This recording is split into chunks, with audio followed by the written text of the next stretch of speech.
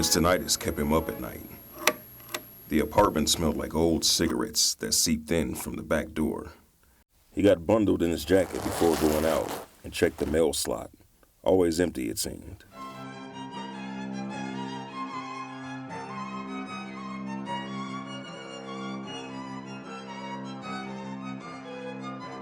The main street was almost all but empty. Waiting for the bus, a derelict woman roved the street. Only 2 stops on the bus to get his coffin nails.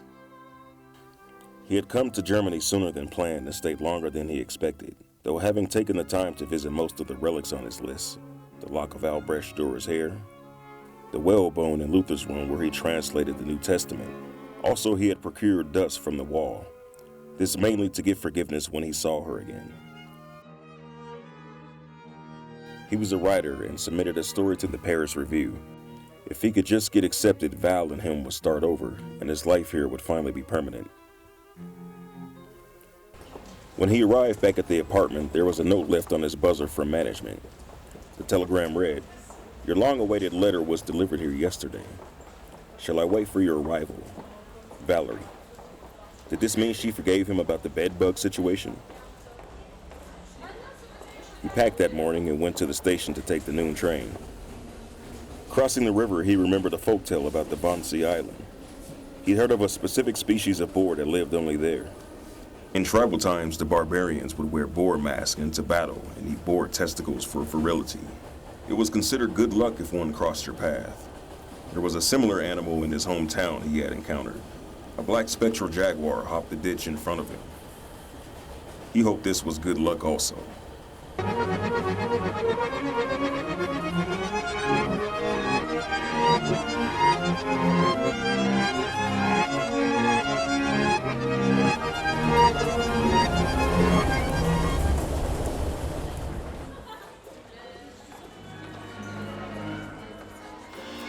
On the way, he imagined his arrival at her door.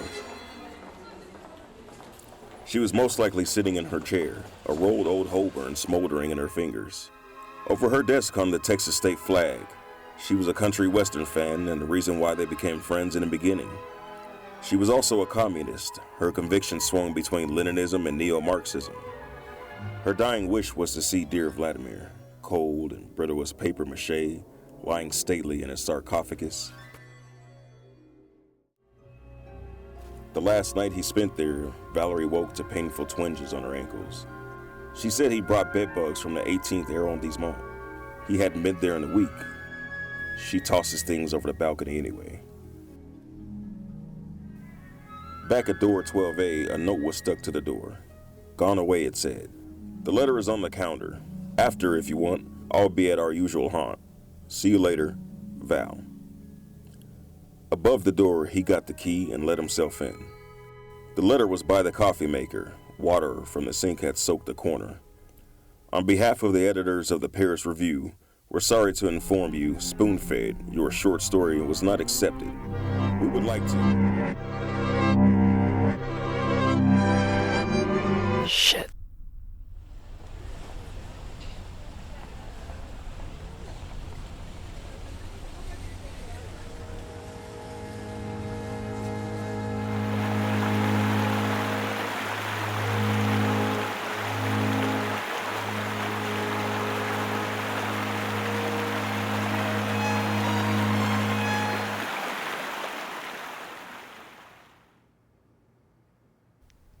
Thanks for opening my letter. Could have saved me a trip. I only opened it this morning. It was too late by that time, and I wanted you to come besides. Does this mean you're over the bedbug thing? Not quite. They just made a new purchase, you know. A new Kiriko. So, what are you gonna do now? I don't know. Something will come to me. In the morning, perhaps.